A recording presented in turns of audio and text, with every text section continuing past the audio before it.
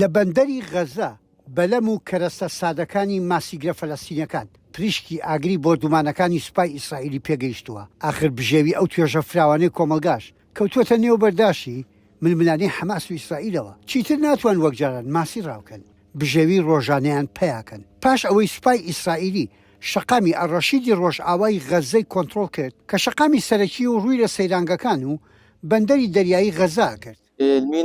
ئەم بەندەرە سەرچاوەی داهاتمان بوو، سە شوێنی پەڕینەوەی هەبوو، سەدان بەنەمی لێبوو. لەم شەڕەدا هەمووی تێکشکا. داهاتی ئێمەی ماسیگر ڕۆژانەیە. ئەگەر ماسی ڕاوکەین ئەوە ئەو ڕۆژە شتێک پارەمان دەست دەکەوێت بۆ خۆشێنی، ئەگەر نەبوو پارەش نابێت.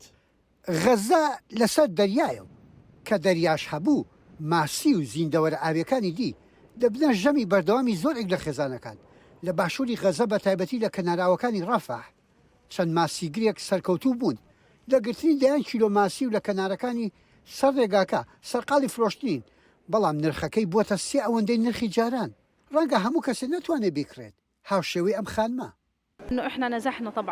ئێمە لە غەزەوە ئاوارە بووین بۆ خان یونس و لەوەی شەوە بۆ ڕەفاح. ئەم ئاوارە بوونە 5 مانگی خایان. دۆخی ژیانی خەڵک لە ناڕەحەتیدایە. ئێستا لەم بازاڕە بەڕێکەوت ویستم ماسی بکڕم. بۆ کیلویەک باسی لە 100 شێکل دەکرد کە هەر زۆر گران بوو.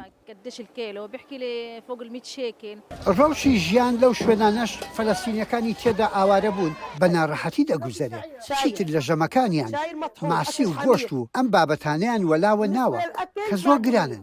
خەڵکی ئاوارە ناچارن کە پشت بە خۆراکی قوتو و یارمەتیەکان ببەسن کە دێن ناو کەرتی غەزەوە. زۆر جاریش وە خۆیان دەڵێن دەست بەتاڵ و نازان منداڵە برسیەکانیان چۆن تێرکەن. نشتری العلف ئەلەفی خواردنی ئاژەڵ دەکڕین و دەیکەینە هەویر و دەیکەینە نان. بۆنی زۆر ناخۆشە و تووشی چەندین نەخۆشیمان دەکات. منداڵەکان کە لە خەوڕا دەبن هاواریانە و برسیانە، ئێمەش هیچمان لە بەردەستدانیە بیان دەینێ. شەڕ و ململانیەکان ژێرخانی ئابووری لە کەرتی غەزە بە تەواوەتی وێران کردووە. ئیدی ئەو دەریایەش کە بژێوی زۆرێکی لەسەرە، هاوشێوەی بواری ئابووری و ژیاری تر چاوەڕوانی کۆتایی هاتنی ئەو شەڕن. یحیا بەرزنجی دەنجی ئەمریکا، واشنگتن.